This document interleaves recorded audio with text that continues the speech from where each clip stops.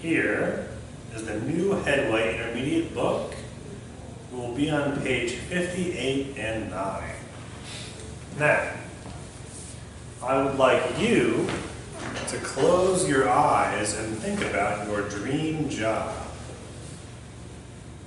Okay, open your eyes. Mr. Paul, what is your dream job? My dream job would be to work with people who are less fortunate than myself in a country which is probably quite poor. Something like that. Mr. Gregory, what is your dream job? I would enjoy doing something as I do teaching or go back to doing trauma counseling. But in a city where I'm close to the sea, I love being close to the ocean. And I would like the office from which I work to have a view out over the sea and where I can go for a walk along the beachfront after I finished working. Very good. Mr. Paul, would your dream job require a lot of qualifications? I don't think it would, actually. And Mr. Gregory, would your dream job require a lot of training? Not a great deal, I don't think. Mr. Paul, would your dream job be well paid? No, it wouldn't be, but I mean, life isn't just about money. I mean, some people, all they do is they save their money and they die and they have this great big fat bank account and they can't spend it. Well, I spend my money as I go. Aha. Mr. Gregory, would your dream job involve working with other people? Oh yes, absolutely. Mr. Paul, would your dream job be inside or outside? I think it'd be like 50-50. Mr. Gregory, would your dream job require you to be physically strong? No, I don't believe so, unless one of my students physically attacked me. Mr. Gregory, would your dream job be dangerous? I really hope not. Mr. Paul, would your dream job involve travel? Well, yeah, I'd have to travel to the country. Very good. Now we have stories of two people who have found their dream jobs. Let's read about Stanley Karras, the hurricane hunter, first. We have Stanley Karras, hurricane hunter. Stanley Karras was a meteorologist in Tampa, Florida. Excuse me, teacher. Job, yes. What's a meteorologist? A meteorologist is someone who studies the weather. Ah. A meteorologist in Tampa, Florida, it's his job to follow hurricanes by plane and provide information about them to scientists. Excuse me, teacher. Yes. What are hurricanes? Hurricanes are very, very strong swirling winds. They can be very dangerous. Mr. Gregory, can you please read paragraph 1? How did you get the job? I was working for the National Meteorological Office in Bracknell, near London, in the autumn of 1999. And I saw a documentary with my family called Storm Chasers. It was about hurricane hunters, and I thought, wow, that's an interesting job. As it happened, 2 months later, I came across an ad in a newspaper for a Meteorologist. Thank you. To work in Florida with the same people who had made the documentary. I applied, was interviewed over the phone, moved to the US, and started work here in Tampa in May 2000. Very good. Mr. Paul, please read paragraph 2. What do you like most about it? I love the travel. Chasing hurricanes has taken me all over the world. It's exciting to end up in different cities and different countries day after day. If you're a meteorologist, you have to love flying. I also love working with top scientists. I've learned so much from them and we've had a lot of exciting times together. For me, it's like a classroom in the sky. Very good. Mr. Gregory, please read our next paragraph. What's an average day like? There's no such thing as an average day in my job. It all depends on the weather and you can't control that. It's constantly changing. We often take off at a moment's notice to chase storms. I'm the one who decides whether we fly low through a storm. I don't want to take us into a hurricane that could be particularly nasty. There's a lot on my shoulders. Very good, Mr. Paul. Our next paragraph, please. Have you made any sacrifices to do this job? Yes, one big one. I'm so far away from my family. They all live in the UK. My wife's with me, of course, but her family is also in the UK, so we're pretty cut off from them all over here. But we're pretty cut off from them. So we're pretty cut off from them all over here. Very good. Mr. Gregory, our next paragraph, please. What would you like to do next? I'd like to join a space program and be the first meteorologist in space. But I haven't come up with an experiment to do in space yet. There aren't any hurricanes. Very good, Mr. Paul. Our final paragraph, please. Could I just ask, teacher, after we've read the final paragraph, can we look back on the new vocabulary in the paragraphs? Yes, we can. Okay. What advice would you give to someone who wanted to do your job? Study maths and science and get a degree in meteorology. There are many areas in meteorology to study. I've taken the hurricane hunter path, but you could be a weather forecast or do research in other areas. It's fascinating. It's a fascinating subject, and the pay's pretty good. Very good. Let's take a look through here. We have a documentary. It is a movie or television show that gives you true information about a given subject, often an academically oriented subject. A hurricane hunter is someone who studies hurricanes and goes to where hurricanes actually are occurring to collect data.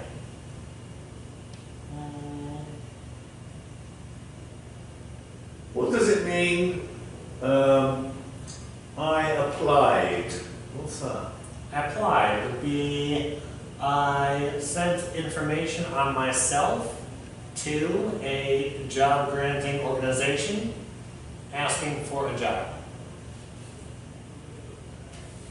So when he says it's like a classroom in the sky, what does he mean?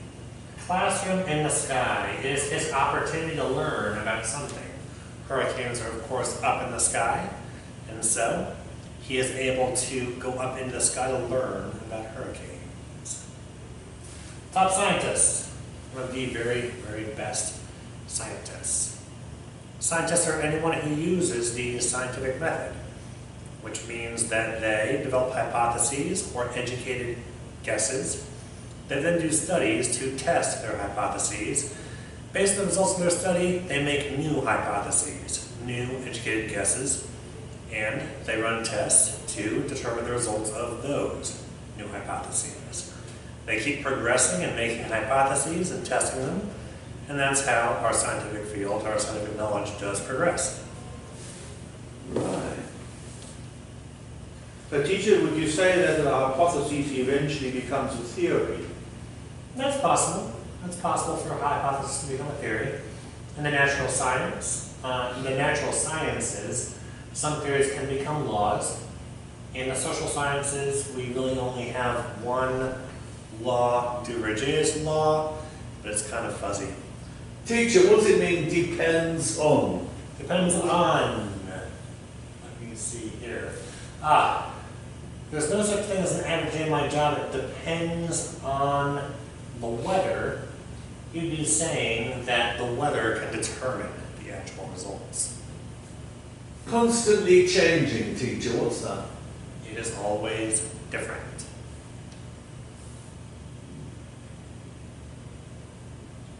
There's a lot on my shoulders. What's he got on his shoulders, teacher? He has a lot of responsibilities, is what he's saying. He's using a figure of speech. Oh. Teacher, what are sacrifices? Sacrifices are things that you do that you wouldn't do otherwise so that you can meet some kind of goal. What does it mean, teacher? We're pretty cut off.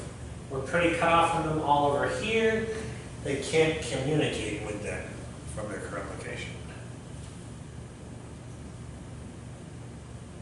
A space program. This would be leaving the actual planet Earth, traveling very, very far from the planet Earth, so that you can view the weather patterns from that distant location. A weather forecaster is someone who will tell you what he or she thinks the weather will be like tomorrow, throughout the week. Why don't we go over to our questions?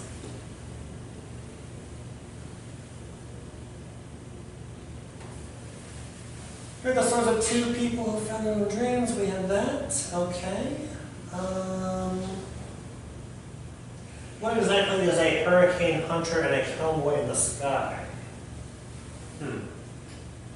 I think to actually be able to do this, let's read our second passage. Michael Doe, Cowboy in the Sky.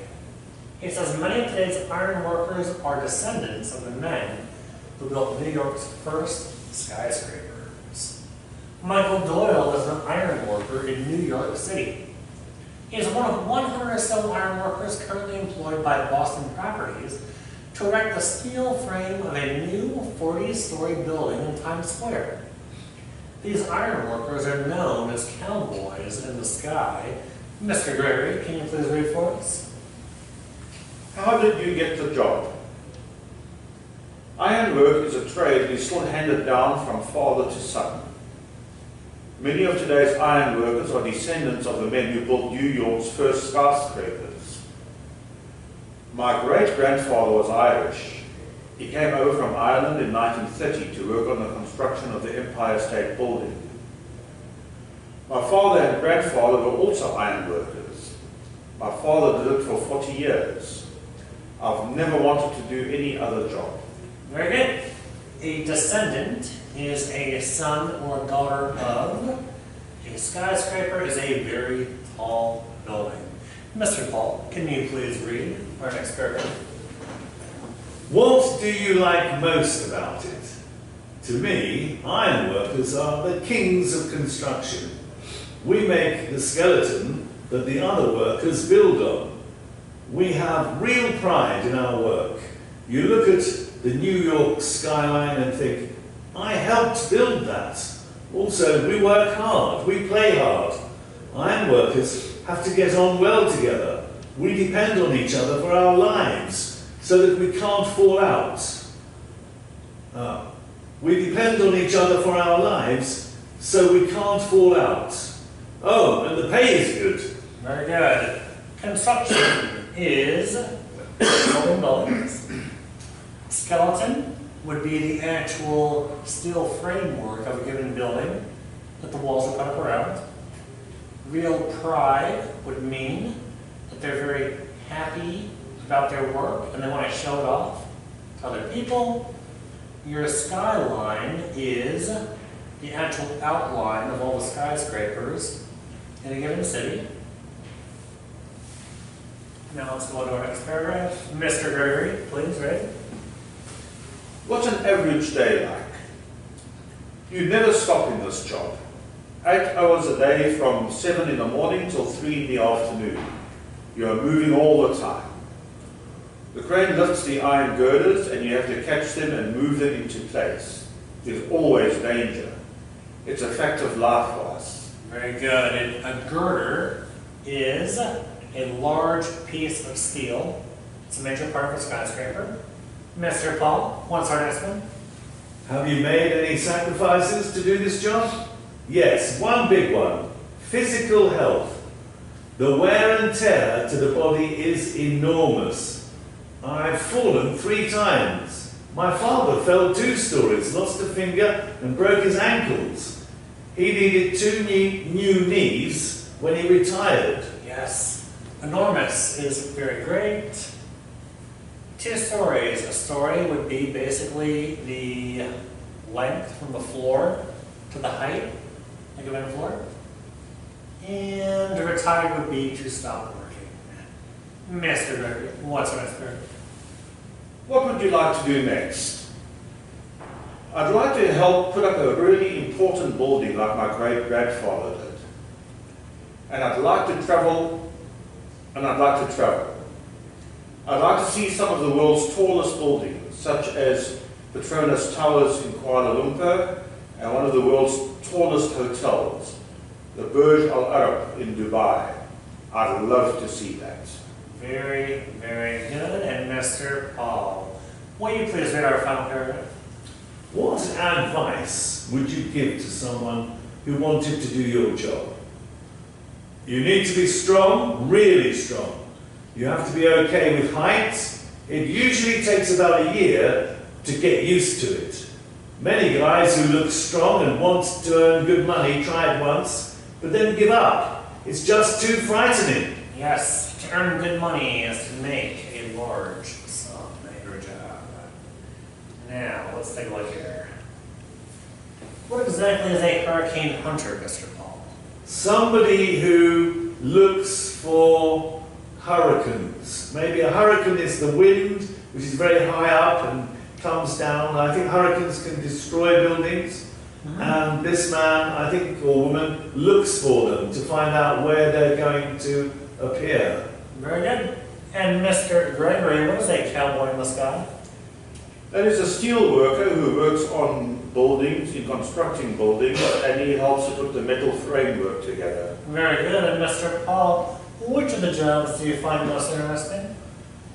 The cowboy in the sky. Uh-huh. And Mr. Gregory, would you like to do either of these jobs? I think I'd quite enjoy chasing hurricanes. I think it must be very interesting and very exciting. That would be exciting, yes.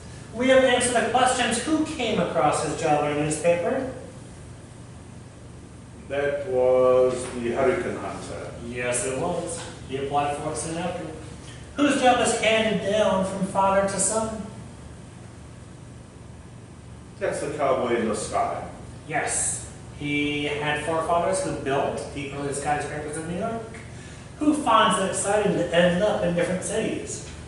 That was the hurricane hunter. Yes, he travels all around hunting hurricanes. Who helped to put up a really important building? That was the great-grandfather of the cowboy in the sky. Correct. Who has to get on well with the people he works with? Also the cowboy in the sky, because he has to depend on them for his safety and so on. Absolutely. Who takes off at a moment's notice? The hurricane hunter. Hurricane hunter has to be up in the sky, yes. Who is cut off from his family? That is the hurricane hunter. The hurricane hunter goes to remote areas, yes. Who can't fall out with the people he works with? Cowboy in the sky. Yes, he has to depend on them. Who hasn't come up with an experiment for space yet? That would be the hurricane The hunter. hurricane hunter wants to go into space, yes. Who often give up after trying the job once? Cowboy in the sky. Who often give up? I think they've lost an S there somewhere. Yeah, it should be gives up after trying the job once. Yes, the cowboy in the sky. I can imagine that being a very scary job for some people. The words underline exercise 4 are all phrasal verbs. Match them with a verb or expression from the box below. What do we think here? Build, construct, is to have a good relationship with. Okay. How about arrive unexpectedly? Separated from. How about found by chance? Thought of a good idea for something. Okay, and how about stop a job or habit?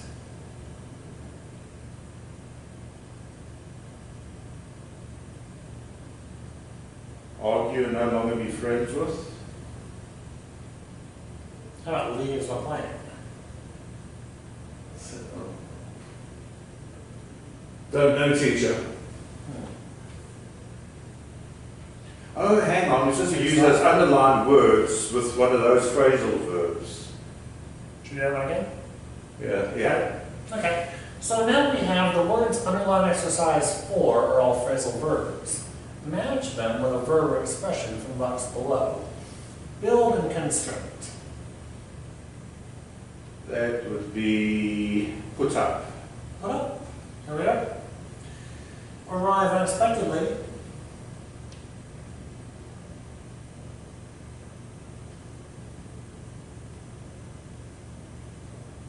End up, number 3. End up sounds good. Found by chance. That would be number 1, came across. Came across. Stop. Did you ever have it? Number 10, give up. Give up. Leaves on a plane. Takes off. Takes off. Separated from. Cut off from. Cut off Number 7. from. Have a good relationship with. Get on well with. Get on well with. Argue and no longer be friends with. Fall out. Number 8. Fall out with. Pass from one generation to another. Handed down. Handed Number 2. down. Thought of an idea for. Number 9. Come up with. Come up with. Let's see. Now by chance, pass from one generation to another, arrive unexpectedly. Build and construct, have a good relationship with, leave from a plane, separate from, argue and no longer be friends with, thought of an idea for, and stop. I believe we did that perfectly. Thank you very much for watching our lesson. Once again, I am Lou.